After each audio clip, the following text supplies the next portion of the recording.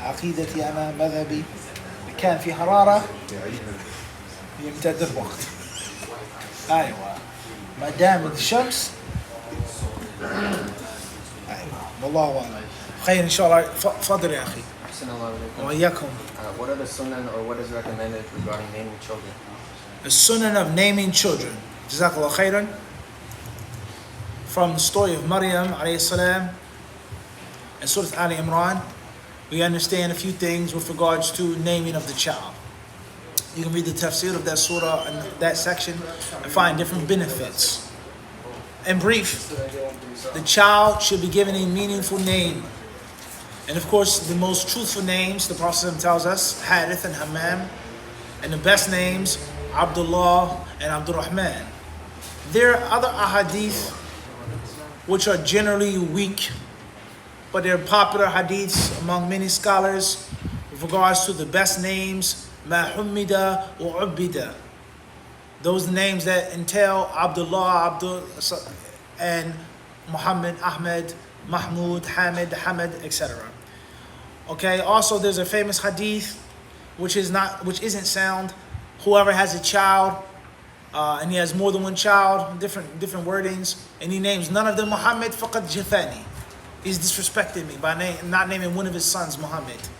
Alright, and there are other narrations with regards to that. Of course, what name could be better than the Prophet alayhi salatu wasalam? But those hadiths aren't necessarily sound, as we've just stated. So therefore, the best names are Abdullah and Abdurrahman in the authentic ahadith. From the best names to have. Okay? And after that, or along with that, is the names of the prophets and the messengers. The names of the righteous Muslims. There's nothing wrong with giving your child a name. Some scholars say you can't give your child a name like Nasruddin or Shihabuddin or Salahuddin or Shamsuddin because it's tazkiyah. Many different names that entail tazkiyah. You name your child after the Prophet Salih.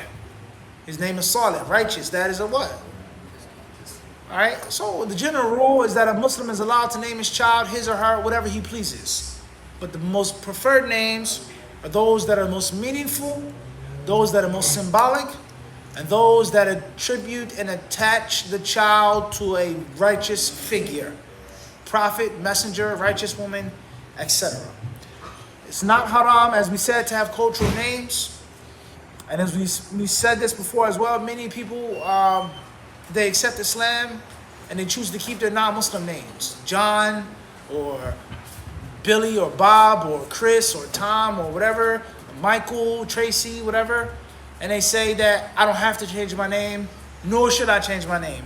Nor do I have to take an Arab name or an Arabian name. This is my culture, this is my language. Tayyib. Some people even have children born, they themselves are reverts or second generation, and they give them these types of names. What's important is the lawful. We do not make the lawful unlawful. Me personally, why would you want to give your child a name that is undistinguished? Why would you give your child a name in which he's going to be confused and thought to be other than a Muslim? That's my opinion. Wallahu alam. So I believe that the child should be given a name that is meaningful in Islam and distinguished. And perhaps the name of the name that's given to that child will remind that child the name that you bear. Right? Wallahu ta'ala a'lam. Fadl. Ahsanallahu alaykum. How can a miswak help with encouraging reciting of the Quran? How can a miswak encourage a person with regards to the recitation of the Quran? I don't know about that. Perhaps the cleaner a person's mouth, the more encouraged he or she will be with reciting the Book of Allah. For sure, one of the recommended times of using the miswak is before the qira'ah. Wallahu a'lam. Khair inshallah. Fadal. Barakallah fi. What is the ruling of cutting down an apple tree for space? The ruling on cutting down an apple tree for space. Al-Muhim, the general rule, you're allowed to cut down a tree if there's a need or a necessity. There are certain rulings with regards to trees and shrubs in Mecca, with regards to wasting a tree, destroying it unnecessarily. Wallahu ta'ala alam. There are other rulings with regards to using a shaded tree or a fruit tree for a place to urinate, etc., which are prohibited.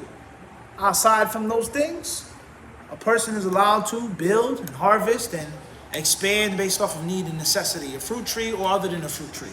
Wallahu a'lam. Sallallahu sallam mubarak. Fadl ya fadl.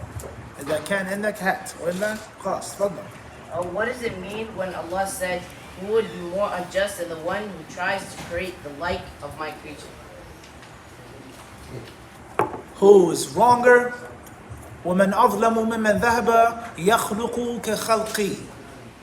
Allah in the Hadith Qudsi says, who is worse than one who's an imposter and one who imitates what only I have the ability to do?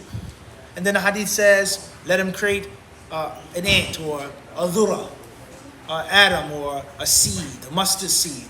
Let him create a strand of barley, etc., etc. Pertaining to picture makers, idol makers, sculptors, painters, those who are imitating Allah's creation. And this is an infringement upon Allah Azza wa Jall's rububiyyah. And obviously will lead you to problems with the uluhiyyah as well.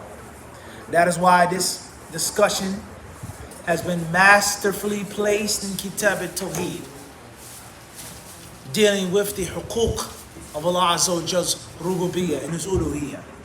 So what's meant by that is those who do things trying to be like Allah, trying to outdo Allah or compete with Allah, they will have a severe punishment in the hereafter. Wallahu ta'ala a'lam. Sallallahu alaihi wa sallam wa barak ala abdihi wa rasulihi nabiyina wa imamina Muhammad.